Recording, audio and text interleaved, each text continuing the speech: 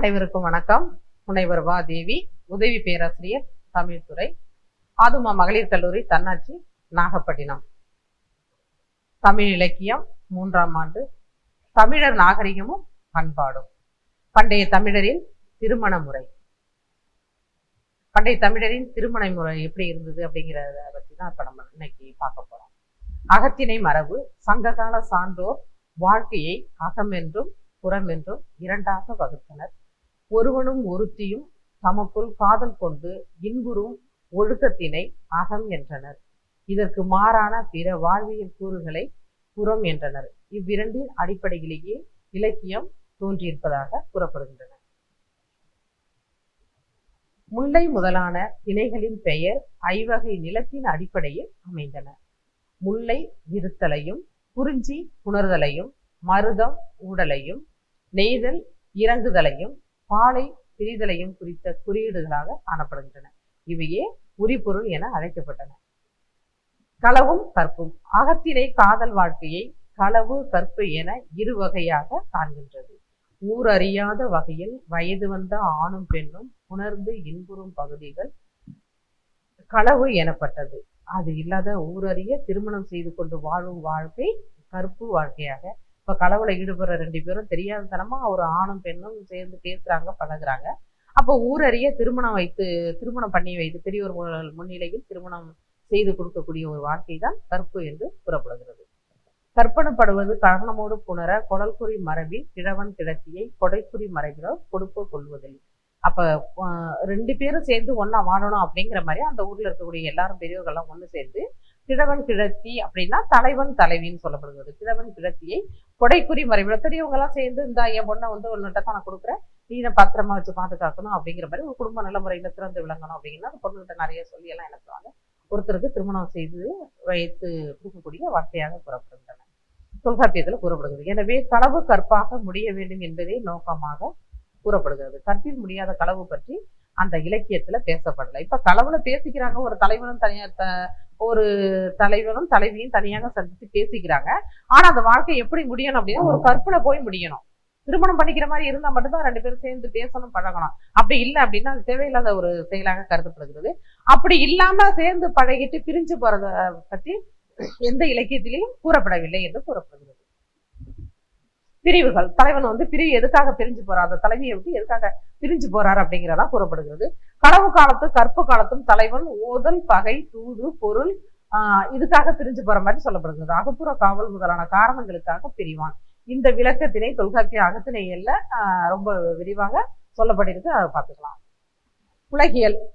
இவ்வகத்தினை செய்யுள்களை பயில்வார் அந்த காலத்து திருமணம் அனைத்தும் காதல் திருமணமே என்று மயங்க இடம் ஏற்படும். அப்ப அந்த காலத்துல நடந்தது எல்லாமே காதல் திருமணம் தான் நடந்திருக்கா அப்படிங்கிற மாதிரி ஒரு ஐயம் ஏற்படுவதற்கு கூட வாய்ப்பு உண்டு. ஆனால் அது பொருந்தாது. பெற்றோர்களை முயன்று முடித்து வைக்கும் திருமணமே அன்று பெரு வழக்காக இருந்திருக்க வேண்டும். காதல் திருமணங்களும் ஓரளவு நடந்திருக்குது. பெரியோர்கள் பார்த்து திருமணம் பண்ணி கொடுக்கக்கூடிய வாழ்க்கை தான் அதிகமா நடந்திருக்குது. காதல் வாழ்க்கை அப்படிங்கிறது அதாவது ஓரளவு நடந்திருக்கலாம் என்று கருதப்படுகிறது. அலர் அப்படின்னா கூற்றுதல். ஒரு பொண்ணு ஒரு ஆணும் எங்கேயாச்சும் 2 பேசிக்கிட்டு இருந்தா கூட ஊரே என்ன பண்ணுவாங்க, எல்லாரும் பேச ஆரம்பிச்சுவாங்க. இந்த பையன் அந்த பொண்ணோட 2 பேசிக்கிட்டு இருக்கு, என்ன காரணம் தெரியல அப்படின்னு யாராச்சும் ஒருத்தருக்கு சரி தெரிஞ்சாலே இந்த செய்தி என்ன பண்ணாங்க, ஊரு பூரா வர ஆரம்பிச்சிடும். அதுதான் அந்த அலருங்கிறது. கூற்றுதல். ஒருத்தரை பத்தி இன்னொருத்தர் சொல்றது, அவங்க ஒருத்தர் சொல்றது, இதே மாதிரி அந்த ஊர் பூரா பரவி போயிடும். அந்த மாதிரி சொல்லக்கூடியதான் கூற்றுதல், அலர் அப்படின்னு வரும்.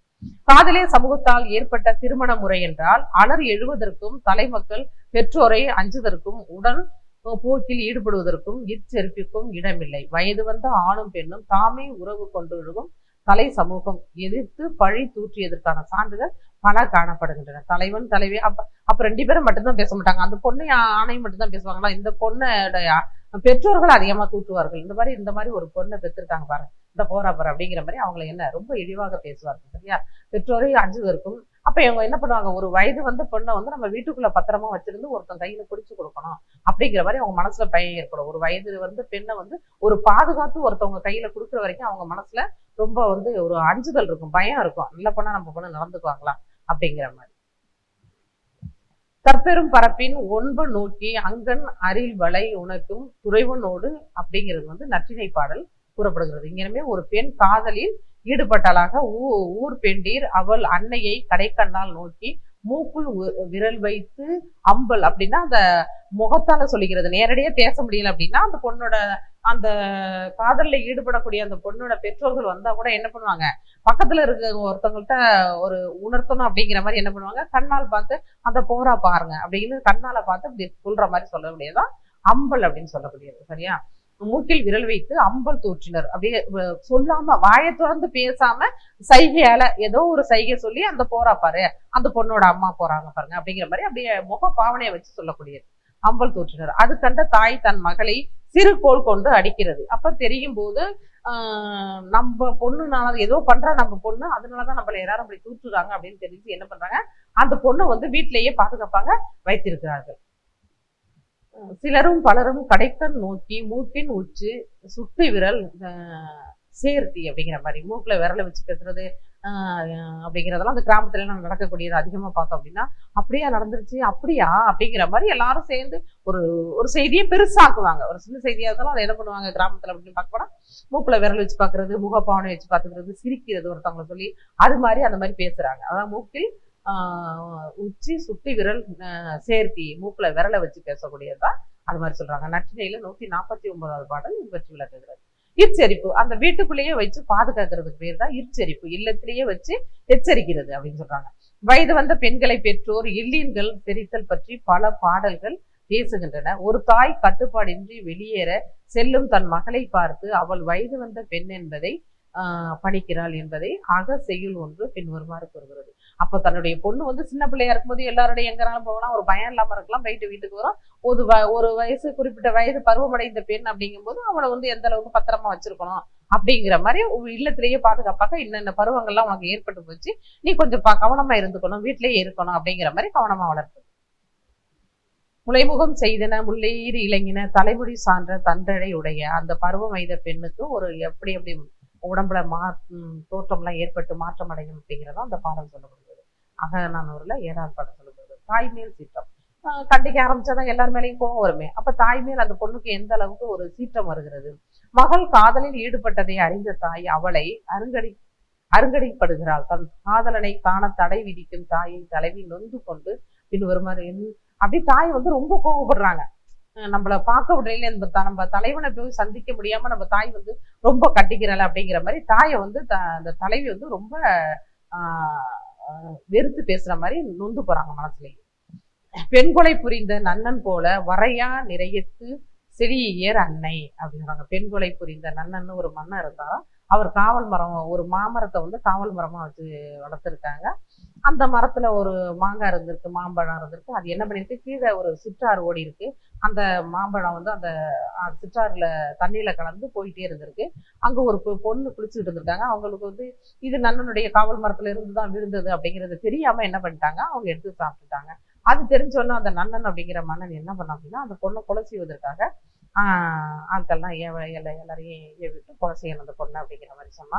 அப்போ அந்த பொண்ணோட அப்பா என்ன சொல்றாங்க அப்படின்னா 81 யானையும் அந்த பொண்ணுக்கு எடைக்கு எடை நிகராக நான் ஒரு தங்கத்தால் செய்யப்பட்ட பாவையை நான் செஞ்சு தரேன், அதனால பொண்ணை கொலை செய்ய வேண்டாம் அப்படிங்கிற மாதிரி சொல்றாங்க. அது கேட்காத நன்னன் என்ன பண்றான், அந்த பொண்ணை கொலை செஞ்சுட்டாங்க. அதனாலதான் பெண்ணை கொலை செய்த நன்னன் அப்படின்னு ஒரு பெரிய பழி அவன் மேல வந்து செய்யறது. அப்போ அந்த மாதிரி செய்யறவங்களுக்கு என்ன ஏற்படும் அப்படின்னா நரகத்திலதான் இடம் கிடைக்கும். நரகத்துல போய் ரொம்ப கஷ்டமா இருக்கு. பெண் கொலை போய் நன்னன் நரகத்திலே போய் இடர்படுவான் அப்படிங்கிற மாதிரி சொல்றாங்க. அப்ப அந்த அளவுக்கு நன்னனுக்கு ஏற்படும் போது அதே போல என்னுடைய தாயும் என்னை கண்டிக்கிறாங்க, அப்ப இவளுக்கு வந்து ஒரு நல்ல கதியே ஏற்படாது அப்படிங்கிற, நரகத்துல போய் எங்க அம்மா கஷ்டப்படுவாங்க அப்படின்னு நினைக்கிற மாதிரி அந்த பொண்ணு சொல்வதாக அந்த பெண்கொலை புரிந்த நன்னன் ஒரு பெரிய பழி பாவம் வந்து அவங்கள செய்யறோம். அது போல என்னுடைய தாயையும் ஒரு பெரிய என்னுடைய தலைவனை சந்திக்க விடாம என்னை கண்டிச்சு வளர்க்கறதுனால அது போல ஒரு பாவம் என்னுடைய தாயையும் வந்து செய்யணும் என்று சொல்லப்படுகிறது. உடன்போக்கு இன்னைக்கு ஏன்னா கிராமத்துல எல்லாம் அதிகமா சொல்லுவாங்க ஓடி போயிட்டாங்க அப்படின்னா அதுக்கு பேர் தான் உடன்போக்கு, ஓடி போதல் அப்படின்னு சொல்லி உள்ளதுக்கு பேர் என்ன அப்படின்னா உடன்போக்கு. பெற்றோர் அறியின் காதலுக்கு தடை ஏற்படுமே என்று அஞ்சிய காதலர் உடன்போக்கில் ஈடுபட்டனர். அப்போது பெற்றோர் அவர்களை தேடி சென்றதாக பல பாடல்கள் கூறுகின்றன. தலைவன் தன்னூரில் அவளை மணந்து கொண்டதாக அறிகின்றோம். ஒரு தாய் தன் மகள் உடன்போக்கில் சென்ற பின் வருந்துகிறாள். தலைவனும் சந்திக்கிறாங்க. 2 பேரும் உடன்போக்கு போயிட்டாங்க. ரொம்ப பாசமா வளர்த்த பொண்ணு வீட்டுல தங்க கிண்ணத்துல வந்து சாப்பாடெல்லாம் கொடுத்துருப்பாங்க. ஆனா அதை நினைக்க மாட்டான். ஒரு காட்டு வழியா ஒரு பயமுறுத்தக்கூடிய ஒரு காட்டு வழியா ஒரு தலைவன் அழைச்சிட்டு போறதா இருந்தாலும் அதை ஒரு பெருமையா நினைச்சு என்ன பண்ணுவா அந்த தலைவி, அவனோட சேர்ந்து போறதாக சொல்லப்படுகிறது. அதான் தாயெல்லாம் தேடி போற மாதிரியும் இடையில 2 பேர் வர்ற மாதிரியும் 2 பேர்த்த கேட்பாங்க. என்னுடைய மகளை நான் இந்த வழியாக அழைத்து சொன்னேன். 2 பேரும் அங்கே இருந்து ஒரு ஆணவம் ஒரு பெண்ணும் வந்துட்டு இருக்காங்க. அவங்கள்ட்ட பார்த்து கேட்கும்போது அந்த ஆடவன் சொல்கிறான், எதிரே வரக்கூடிய அந்த ஆடவன் சொல்கிறான், என்னை போல ஒரு ஆடவன் போனான்னு அதை நான் பார்த்தேன் அப்படின்னு சொல்லுறாங்க. அப்ப பக்கத்துல இருக்க பெண்ணை பார்த்து கேட்கிறாங்க, ஒரு பொண்ணு போனாங்களா அப்படின்னு சொல்லிட்டு, என்ன போல ஒரு பெண் மகள் போனால் நான் பார்த்தேன் அப்படின்னு சொல்றாங்க. அப்ப என்ன திறன்மனை நோக்காக பெரியவர்களாக மிக சிறந்தவர்களாக வாழ்ந்திருக்கிறார்கள். ஆண் போனா ஆடவர் போனா ஆடவர் மட்டும் பார்த்திருக்கிறார். பெண்ணு வரும்போது தன்னை போல இருக்கக்கூடிய ஒரு பொண்ணை மட்டும் பார்த்திருக்கிறார். மத்த போன ஆடவரை பார்க்கல. இங்க வரக்கூடிய அந்த தலைவனும் அந்த பக்கத்துல வரக்கூடிய பெண்ணை பார்க்கல. அந்த மாதிரி எல்லாம் சிறப்பாலாம் வாழ்ந்துட்டாங்க. அந்த மாதிரி ஒரு தலைவனோட போயிருக்கிறா. அப்ப தேடி போகும்போது நொந்து போயிருக்காங்க. என்னுடைய பொண்ணு வீட்டுல நாங்க எப்படி எல்லாம் பாதுகாத்து வளர்த்தோம், இன்னைக்கு என்னன்னா இப்படி ஒரு கஷ்டப்படக்கூடிய ஒரு ஆணோட என்ன பண்ணிட்டா போயிட்டால, இப்படி ஒரு பயன்படுத்தக்கூடிய யானை எல்லாம் இருக்கும், நிறைய பறவைகள் இருக்கும், அங்க இருக்கக்கூடிய மரமெல்லாம் பட்டு போய் வறண்ட பாலைவனமாக காணப்படும். நடந்து போகும்போது கால்களை எல்லாம் அந்த இருக்கக்கூடிய அந்த கற்கள்லாம் வருத்தும். இந்த மாதிரி ஒரு வழியில அழைத்து போயிருக்கிறானே அப்படின்னு பெற்றோர்கள் வந்து போயிருப்பாங்க. ஆனா அந்த தலைவி என்ன நினைக்கிறான், அதை ஒரு பெருமையாக தன்னை காதலித்த தலைவன் தன்னை அழைத்துக் கொள்வதாக ஒரு பெருமையாக நினைத்து அவனோடு செல்கிறார். கற்பறந்தெடுத்த ஏற்றுடன் தொல்லால் ஊரும் சேரியும் ஓராங்கு அலறுக. யாரு எல்லாரும் தான் பேசுவாங்க. அந்த ஊர்ல இருக்கக்கூடிய எல்லாருமே பேசுறாங்க. சேரியில இருக்கக்கூடிய மக்கள் எல்லாருமே பேசுறாங்க. ஓடி போதல் அப்படிங்கிறது ஒரு கெட்ட செயல் தானே. ஒரு பொண்ணை பாதுகாத்து வைத்திருந்து ஒருத்தருக்கு திருமணம் பண்ணி கொடுத்தா அந்த தாய் தந்தையர் அடையக்கூடிய மகிழ்ச்சியே ஒரு பெரிய பெயராக இருக்கும். அப்படி இல்லை அப்படிங்கும்போது அப்ப வளர்ப்பு சரியில்லை, அதனாலதான் இன்னொருத்தனோட ஓடி போயிட்டா அப்படிங்கிற ஒரு பேரு ஏற்படும். அப்போ அங்க இருக்கக்கூடிய தன்னோட சார்ந்தவர்களும் பேசுவார்கள். சேரியில இருக்கக்கூடிய எல்லா மக்களும் எல்லாரும் சேர்ந்து பேசும்போது பெற்றோர்களுக்கு எவ்வளவு ஒரு துன்பத்தை ஏற்படுத்தும். அதுக்காக தான் அந்த பாடம் சொல்லியிருக்காங்க. அகநானூர்ல 383வது பாடம். மகள் உடன்போக்கில் ஈடுபடுவதை முன்பே தெரிந்திருந்தால் அவளை முன்பே நம்ம இல்லத்திலேயே வச்சு எச்சரித்து இருக்கலாமே. அவ ஓடி போறா அப்படிங்கிறது எனக்கு தெரியலையே, அந்த மாதிரி ஒரு எண்ணம் அவன் மனசுல இருந்தா நம்ம வீட்டையே வச்சிருந்து பத்திரமா பாதுகாத்து வச்சிருக்கலாமே என்று வருந்தக்கூடிய தாயையும் நம்மால் பார்க்க முடிகிறது. கூழையும் குறுநெறி கொண்ட முறையும் சூழி மென்முகம் செப்புடன் எதிரென. அவளுடைய அந்த பருவங்கள்லாம் உடம்புல இருக்கக்கூடிய மாற்றங்கள்லாம் எப்படி இருந்துச்சு அப்படிங்கிறத அந்த பாடம் தான் சொல்லப்படுது. 315ல அறத்தோடு நிற்றல். தலைவி காதலில் ஈடுபட்டதால் மேனியில் வாட்டமும் போக்கில் மாற்றமும் தோன்றும் போது அது யாதால் உற்றதுன்னு அறியாதைய. உடம்புல நல்லா இருக்கக்கூடிய பொண்ணு, நல்ல மகிழ்ச்சியா இருக்கக்கூடிய பொண்ணு, எல்லாருடைய நல்லா பேசக்கூடிய பொண்ணு, கொஞ்ச நாளா என்ன ஆகுது அப்படின்னா அது அந்த நடத்தையில ஏதோ ஒரு மாற்றம் ஏற்படுது. போக்கில் மாற்றம் ஏற்படும் போது ஒரே இடத்த அப்படியே பார்த்துட்டு இருக்கிற மாதிரி இந்த மாதிரி மாற்றம் ஏற்படும் போது அது எப்படி வந்துச்சு அப்படிங்கிற மாதிரி ஒரு ஆடவனை நினைச்சதுனாலதான் அந்த நம்ம பொண்ணுக்கு இந்த மாற்றம் எல்லாம் ஏற்பட்டு போச்சு அப்படிங்கிற மாதிரி பெற்றோர் நினைச்சதே கிடையாது. என்ன நினைப்பாங்க அப்படின்னா, என்னமோ தெரியல, எதனால வந்ததோ தெரியலையே, என் பொண்ணுக்கு இப்படி ஒரு மாற்றம் ஏற்பட்டிருக்கோம் அப்படின்னு நினைச்சிட்டு சாமியார் அவங்களை எல்லாம் கூட்டி என்ன பண்ணுவாங்க அப்படின்னா கேட்பாங்க, இப்படி ஒரு மாற்றம் எதனால வந்துச்சு அப்படின்னு. அப்ப தாய் வேலனை கூவி வெறியாடுகிறாள். அந்த சாமியை அடிச்சு கேட்கிற மாதிரி வேலனை கூப்பிட்டு என்ன பண்றாங்க, அது என்ன எதனால வந்துச்சு அப்படிங்கிற மாதிரி கேட்கிறாங்க. அவன் முருகனால் வந்த தீங்கு என கூறுகிறான். அப்போது தலைவியின் காதலை வெளிப்படுத்த வேண்டிய கடமை தோழியினுடையது. இப்போ நம்ம அந்த பாடுக பாட்டை இன்னும் பாடுக பாட்டை அவன் நன்னெடுங்குன்றம் பாடிய பாட்டை. இப்ப தலைவியுடைய பெற்றோர்கள் உட்கார்ந்து இருக்கிறாங்க, தலைவி இருக்காங்க, ஏத்தாப்புல அந்த அகவன் மகள் இருக்காங்க, தோழியும் பக்கத்துல நிற்கும் போது அப்ப அந்த அகவன் மகள் சொல்லும் போது அந்த எப்படி எப்படி ஏற்பட்டுச்சுன்னு சொல்லிட்டு இருக்கும்போது அப்ப சொல்றாங்க, பாடுக பாட்டை இன்னும் பாடுக பாட்டை அவன் நன்னெடுங்குன்றம் நீ பாடிய பாட்டை. அப்ப இவளுடைய நோய்க்கு காரணமாக இருக்கக்கூடிய அந்த தலைவன் எந்த மலையில இருக்கானோ அந்த மலையை பற்றிய பாடல் பாடும்போது இவன் முகத்துல ஒரு மகிழ்ச்சி ஏற்படுகிறது. அப்ப அங்கதான் அந்த தலைவன் இருக்கிறான் அப்படிங்கிறத கண்டுபிடிக்கணும். அப்ப என்ன பண்ற தோழி அப்படிங்கிறது இன்னும் பாடுக பாட்டே அவன் நன்னெடுங்குன்றம் பாடிய பாட்டே அப்படிங்கும்போது அப்ப அந்த மலைக்கு சொந்தக்காரவங்க தான் இவ்வளவு நினைக்கிறாங்க. அந்த பாட்டை பாடும்போது அவன் முகத்துல மகிழ்ச்சி ஏற்படும்போது இதை பெற்றோர்கள் உணர்ந்துக்குவாங்க. அப்ப அறத்தோடு நிற்றல் அப்படிங்கிறது யாருக்கு உரியது அப்படின்னா தோழிக்கு உரியது. அப்ப பெற்றோர்கள் உணர்ந்துக்கணும் அப்படிங்கிறதுக்காக தான் அந்த பாட்டை இன்னும் பாடுங்க அப்படிங்கிற சொல்ற மாதிரி எல்லாம் நிறைய வருது. அதனாலதான் என்னன்னா அறத்தோடு நிற்றல் அப்படிங்கிறது தோழிக்கு உரிய ஒரு செயலாக கூறப்படுது.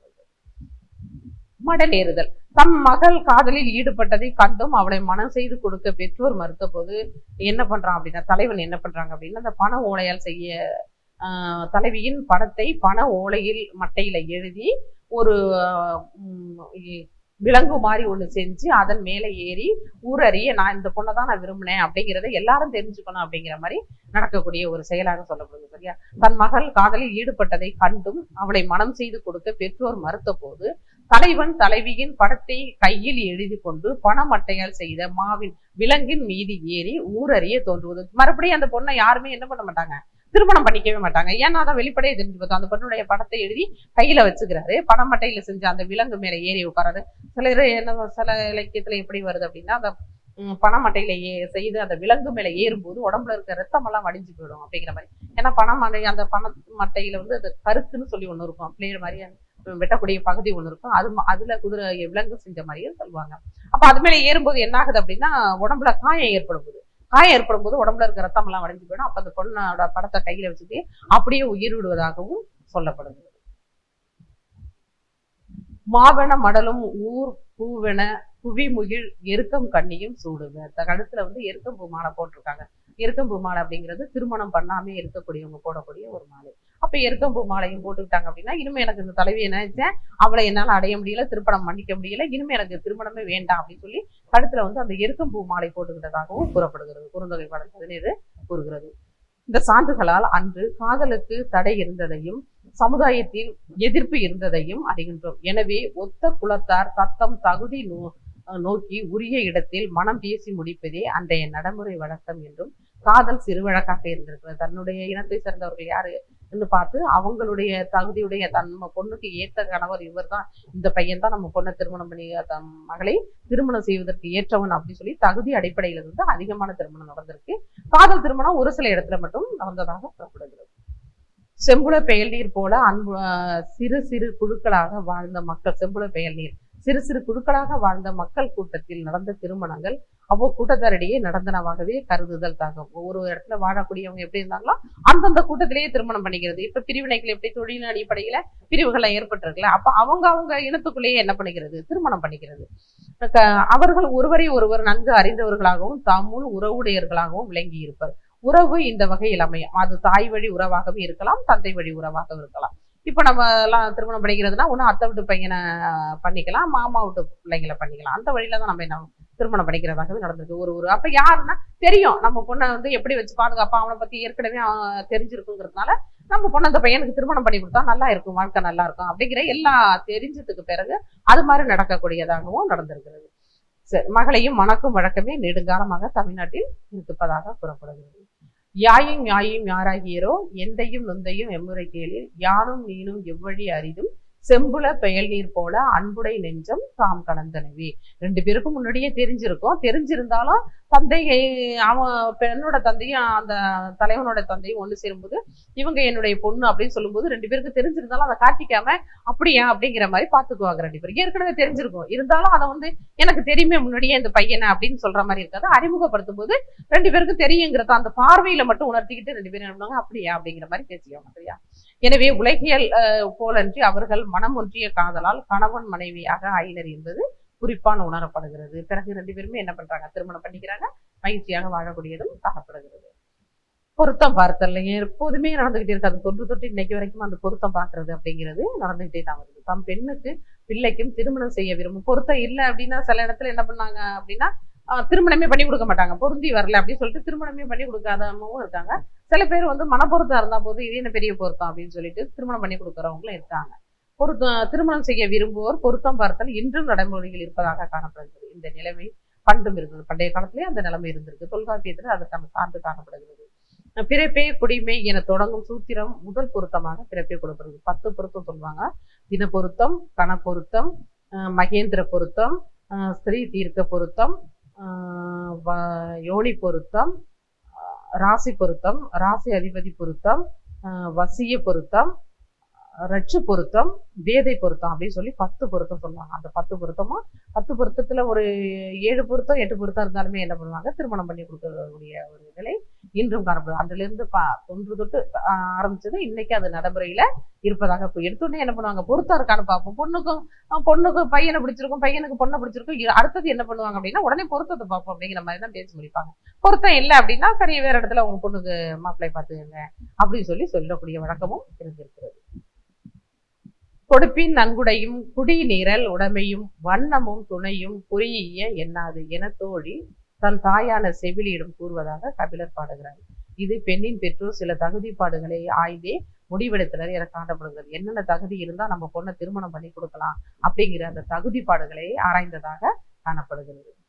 பரிசமளித்தல். பெண்ணுக்கு மணமகன் பரிசமளிக்கும் வழக்கமே தொன்று தொட்டு இருந்ததாக காணப்படுகிறது. இன்னைக்கு பொண்ணு நிறைய கொண்டு போனோம். மாப்பிள்ளை வீட்டுக்கு போறாங்க அப்படின்னா, திருமணம் பண்ணி கொடுக்குறாங்க அப்படின்னா, எந்த வீட்டுக்கு போறாங்களோ அங்க சீரெல்லாம் அதிகம் கொண்டு போறதாக சொல்லப்படுகிறது.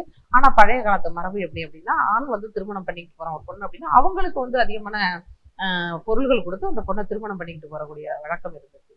தொன்று தொட்டு தமிழர் மரபாகவும் தெரிஞ்சிருக்கிறது. அன்று அது முளை விலை, சிறுவலை விலை, பரியம் என்று அறியப்பட்டது. பாழிசை விலை என்றும் பெயர் கூறப்படுகிறது.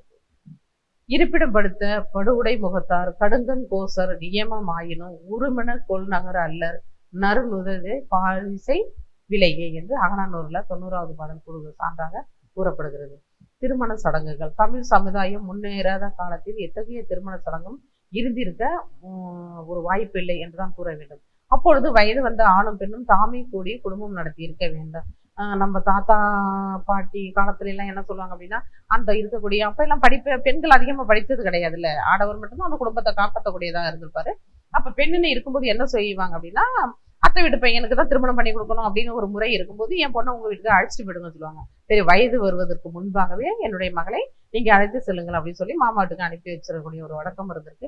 அங்க போய் பெரிய பிள்ளையா அவங்க என்ன பண்ணுவாங்க, அந்த பையனுக்கு திருமணம் பண்ணி வைக்கக்கூடிய ஒரு வழக்கம் இருந்திருக்கு. ஒரு முறைப்படி ஒரு திருமணம் நடக்கலை அப்படிங்கிறது தான் இங்க சொல்றாங்க. பொய்யும் வழுவும் தோன்றிய பின்னர் ஐயர் யாத்தனர் கரணம் என்ப. கரணம்னா காரியம். காதலில் ஈடுபட்ட பின்னர் அதனை இல்லை என்று மறுத்த நிலை ஏற்பட்ட போது சான்றோர் கரண நிகழ்ச்சி, கரணம்னா காரியம் நடக்கிறதுக்கு 2 பேரும் சந்திச்சு பேசிக்கிறாங்க. பிறகு 2 பேரும் திருமணம் பண்ணிக்காத ஒரு நிலை கூட ஏற்பட்டது. 2 பேரும் பிரிஞ்சு போயிடுறது, பாக்குறது, பேசுறது, பழகிறது, 2 பேரும் திருமணம் பண்ணிக்காம பிரிஞ்சு போறது அப்படின்னு ஒரு நிலைமை ஏற்பட்ட பிறகுதான் என்ன பண்ணியிருக்காங்க, ஐயர் யாத்தனர் பொய்யும் வழுவும் தோன்றிய பின்னர் ஐயர் யாத்தனர் கரணம் என்ப. சான்றோர் இந்த கரண நிகழ்ச்சியை ஏற்படுத்தினர் என்பது இதன் பொருளாக கூறப்படுகின்றன. வாசவ மாணிக்கம் அவர்கள் கரணம் என்பதற்கு மனக்குறி என்று பொருள் கொண்டு திருமணம்னு ஒண்ணு ஏற்படுத்தணும் அப்படிங்கிற மாதிரி கருத்தெல்லாம் சொல்லியிருக்காங்க.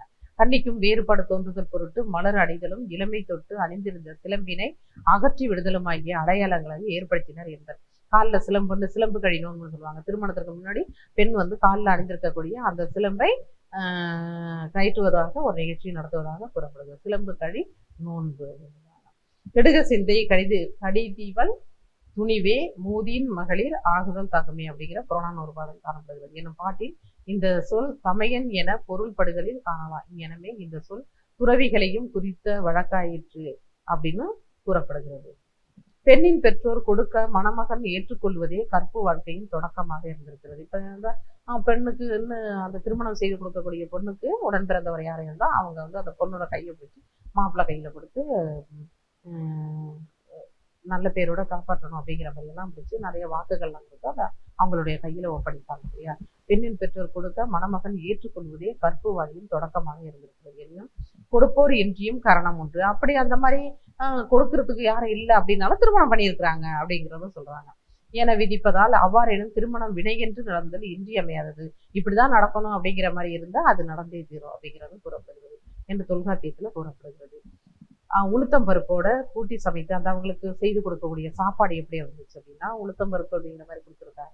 உளுத்தம் பருப்பை கூட்டி சமைத்த குழைவான பொங்கலை விருந்தினருக்கு பரிமாறினர். இடைவிடாத மக்களும் உணவு உண்டனர். வரிசையாக கால்கள் நீட்டு அந்த கால் எப்படி போட்டுருந்துச்சு அப்படிங்கிறதுக்காக அந்த சாம்பார் பருப்பு குழம்பு வச்சு சாம்பார் வச்சு பரிமாறியதாக சொல்லப்படுகிறது. வரிசையாக நிறுத்த அமைக்கப்பட்ட அந்த கால்களை நிறுத்தி அந்த பந்தலில் மணலை பரப்பி இருந்தனர். விளக்குகள் ஏற்றப்பட்டன. இன்னைக்கு நிறைய அழகுபடுத்துறாங்கல்ல பந்தலில். அன்னைக்கெல்லாம் அப்படின்னா ஒரு கீத்து வச்சு நான் மறைச்சிட்டு அந்த பந்தல்ல எல்லா சைடும் அந்த பந்தல்ல என்ன தொங்க விட்டுருப்பாங்க அப்படின்னா, பனங்காயை தொங்க விட்டுருப்பாங்க. தாழ மரத்தோட பழம் இருக்கும், தாழம் பழம்னு சொல்லுவாங்க. அதெல்லாம் அழகா தொங்கும், பார்க்கறதுக்கு ரொம்ப அழகா இருக்கும். அந்த திருமணம் எப்போ முடியும்னு அந்த ஊர்ல இருக்கக்கூடிய சின்ன பசங்கள்லாம் என் திருமணம் முடிஞ்சோடனே என்ன பண்ணுவாங்க, அந்த பனங்காயெல்லாம் எடுத்து ஓடி போய் விட்டி சாப்பிடுவாங்க. அந்த மாதிரி தான் இருந்திருக்கு. இன்னைக்கு நிறைய அந்த பேப்பர் பூக்களை எல்லாம் வச்சு அழகுபடுத்தக்கூடிய நிலையும் நம்மளால பார்க்க முடியுது. விளக்குகள் ஏற்றப்பட்டன, மாலைகள் தொங்க விடப்பட்டிருந்தன. பெருமையுடைய மனை கிடைத்து ஆகுக என கூறி இந்த குடும்பத்தையே காப்பாற்றக்கூடிய இந்த குடும்பம் பெருமைப்படக்கூடிய ஒரு தலைவியாக இந்த குடும்பத்தில நீ வாழ வேண்டும் அப்படின்னு சொல்றாங்க என கூறி ஒரு அறையில் இருத்தி அவள் கணவனுடன் கூட்டி அனுப்பி வைக்கிறார்கள். நெய்யொழுகும் வெள்ளிய சோற்றை இறைச்சியுடன் சேர்த்து வல்லமையுடன் உயர்ந்தோரை உண்பித்தனர். பறவை சகுனத்தை பார்த்தனர். அவங்க பறவை வெளியில இன்னைக்கும் பார்க்கக்கூடியது ஒண்ணு இருக்குல்ல, வெளியில அந்த சகுனம் பார்த்து அவங்களை அனுப்பி வைக்கக்கூடிய ஒரு முறை இன்னைக்கு இருக்குது. அதை பார்த்தனர். தெளிந்ததும் ஒளி மிக்கதும் இடமகன்றதுமான அழகிய பெரிய வானம் விளக்கமுற திங்களை உரோகிணிக்கூடிய நன்னாளில் மனையை அழகுபடுத்தினர்.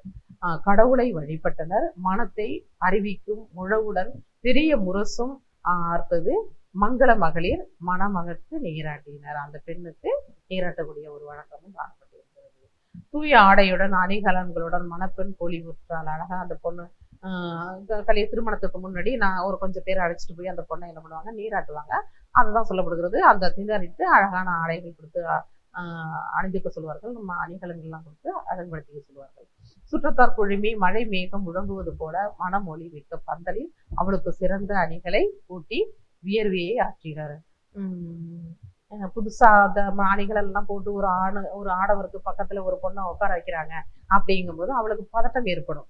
அந்த காலத்துல எல்லாம் அப்ப எல்லாம் ஒரு புதுசா ஒரு ஆடவருக்கு பக்கத்துல உட்காரும் போது அவளுடைய கையில அவளுடைய உடம்பில் அந்த பெண்ணின் உடலில் படும்போது கூட வியர்வை அறுப்புகின்றன. பதட்டம் ஏற்படும் போது வியர்வை அறுப்புகின்றன. அப்ப பக்கத்துல இருக்கக்கூடிய அந்த தோழிகள்லாம் என்ன பண்ணாங்களா, அந்த வியர்வையை ஆற்றினார்கள் அப்படின்னு சொல்லப்படுது. இவ்விரண்டு சடங்குகளிலும் பார்ப்பன் இல்லை, மந்திரம் இல்லை, தீவனம் செய்தலோ அம்மி மிதித்தலோ அருந்ததி காட்டலோ இல்லை என்பதும் குறிப்பிடத்தக்கது. மேலும் தாலி பூட்டிய குறிப்பும் காணப்பெறவில்லை. தாலி கட்டிதான் திருமணம் பண்ணிக்கிட்டாங்க அப்படிங்கிற மாதிரி முன்னாடி இருக்கு அந்த இலக்கியத்தில எல்லாம் எங்கேயும் குறிப்புகள் காணப்படவில்லை. கிபி 10ஆம் நூற்றாண்டு அளவில் தான் தாலி இடம்பெற்றது என டாக்டர் மா ராசமாணிக்கனார் அவர்கள் தமிழ் திருமணத்தில் தாலி எனும் தம் நூலில் குறித்துள்ளார். மாபோசி போன்றோர் தாலி சங்க காலத்தில் உண்டு என்று கூறக்கூடியது காணப்படுகிறது. பேராசிரியர் வீரபத்திரன் அவர்கள் மங்கள அணி அப்படிங்கிற நூல்ல தாலி இருந்தது என்று கருத்தும் கூறப்படுகிறது.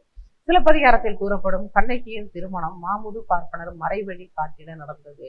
பார்ப்பனர் எல்லாம் வச்சு திருமணம் ஒரு அழகான முறையில தான் நடந்திருக்கிறது அப்படிங்கிற மாதிரி. மணமக்கள் இருவரும் தீவலம் செய்ததை கண்டார் தம் கண்கள் செய்து நோன்பு அந்த மாதிரி அவங்க 2 பேரும் திருமணம் பண்ணிக்கிட்டு அந்த இருக்கக்கூடிய அந்த தீயை வளம் வருதல் இன்னைக்கு நடக்கக்கூடிய ஒரு நிகழ்ச்சி தானே. திருமணம் முடிந்த பிறகு ஆணுடைய அந்த அந்த சுண்டு விரலை இருவரும் பொறுத்து கொண்டு அந்த தீயை வளம்புற வரக்கூடிய காட்சியை இன்று நம்மால் பார்க்க முடிகிறது. அது சிலப்பதிகாரத்திலையும் கூறப்படுகிறது.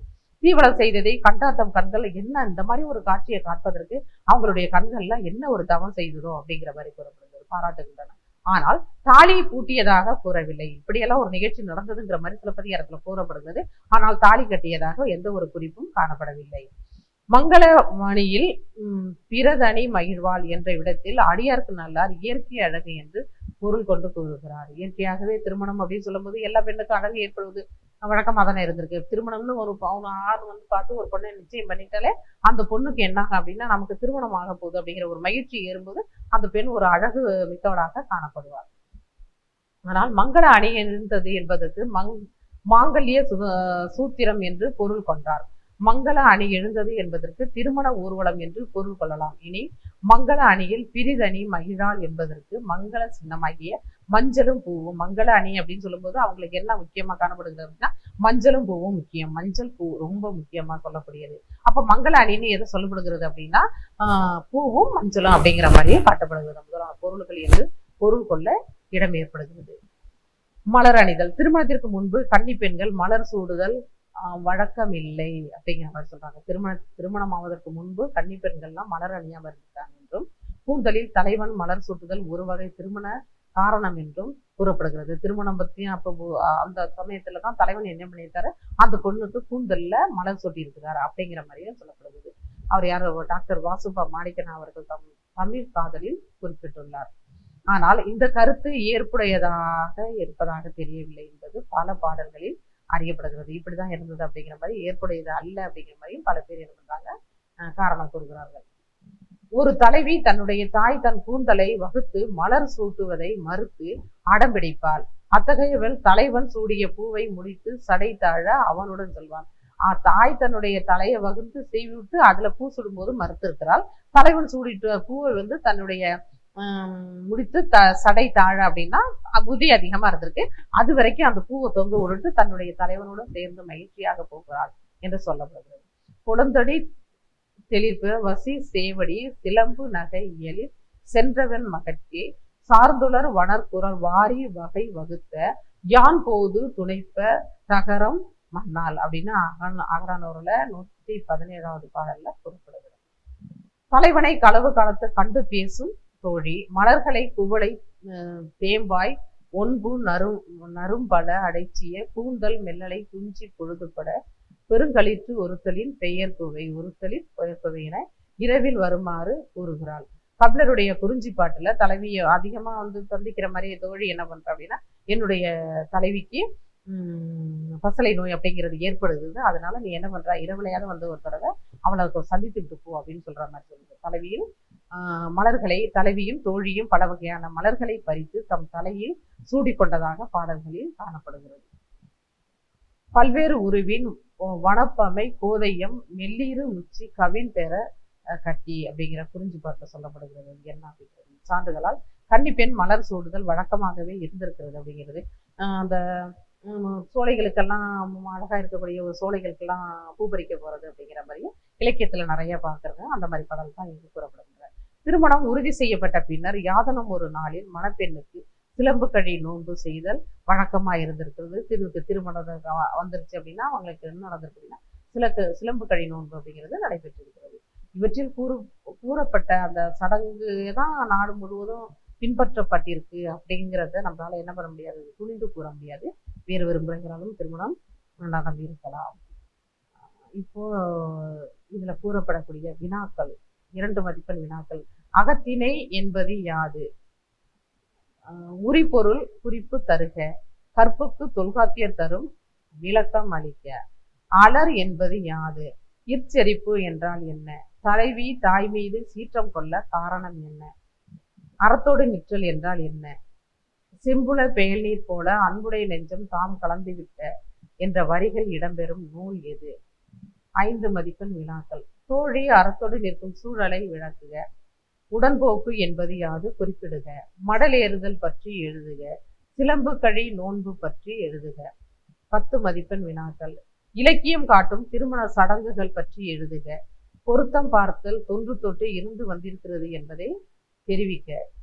உடன்போக்கு பற்றி விரிவாக எழுதவும். இந்த மாதிரி வினாக்கள்லாம் நம்ம சரியா கேட்கலாம். நன்றி.